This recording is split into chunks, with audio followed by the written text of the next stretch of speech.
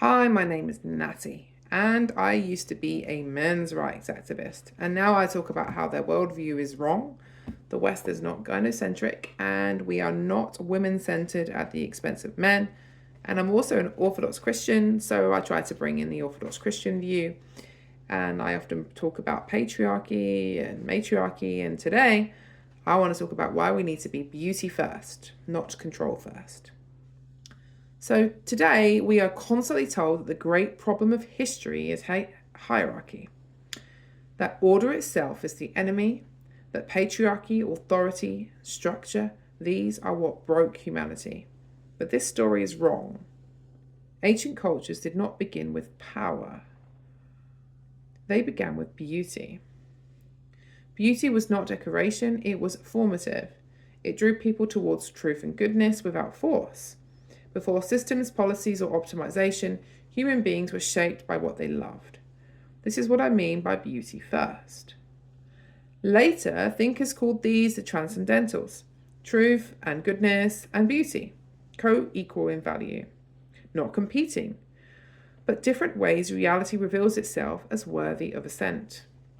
Beauty was often the doorway. You are moved before you are convinced. You consent before you can articulate why. And because of this, authority was understood as relational, not mechanical. Patriarchy existed, but it did not exist alone.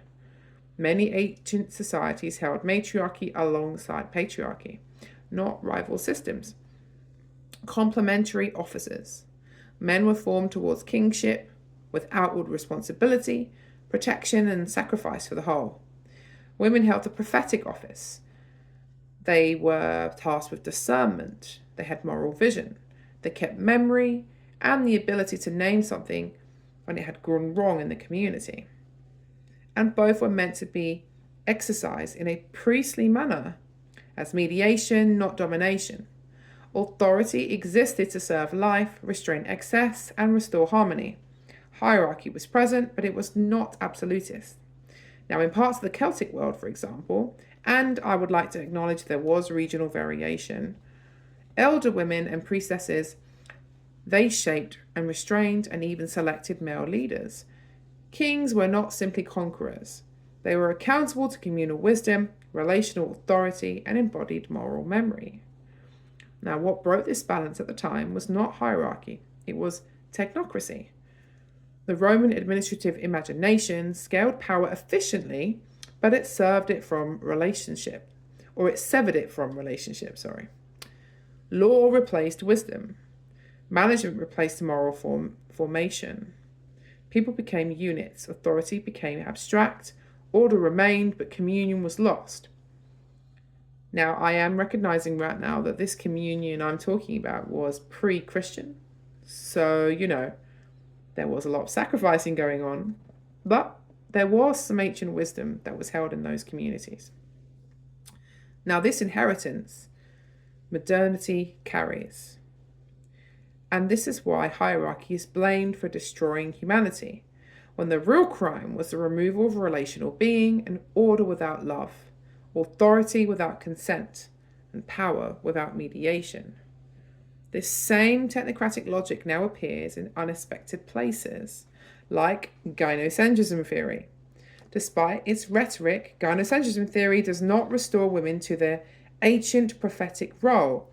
It reduces women to malfunctioning systems, failed mothers, irrational actors, emotional defects that must be corrected, reprogrammed, or overridden.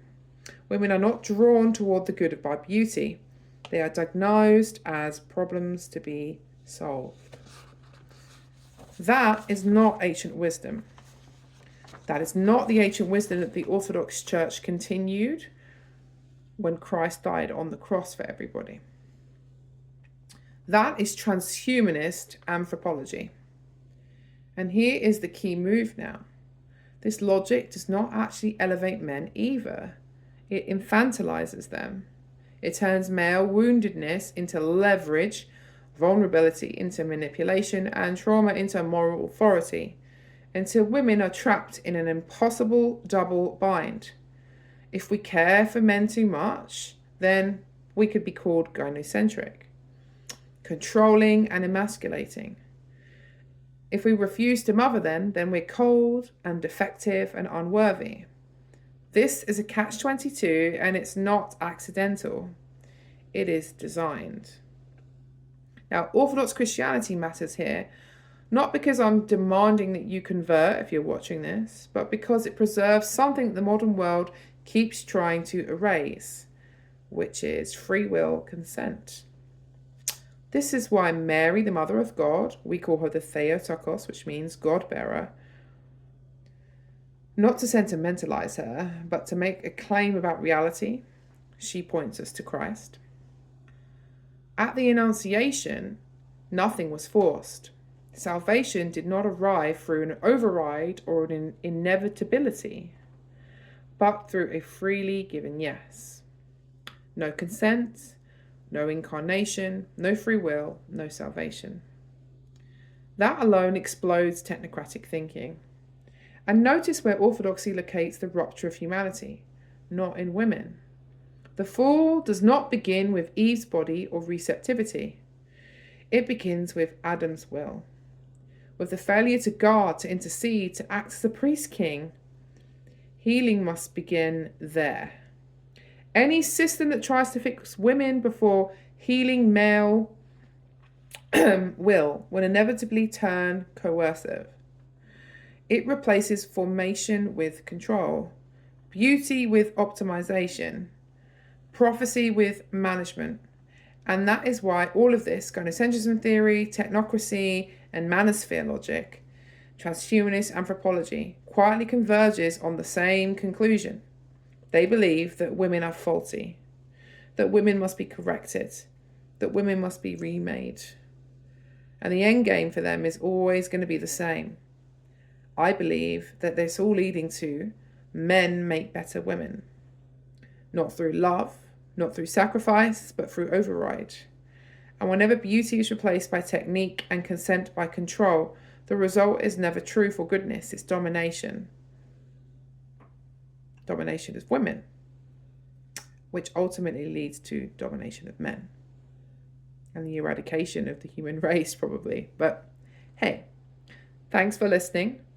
And if you have any questions about Orthodox Christianity, then speak to a priest. God bless.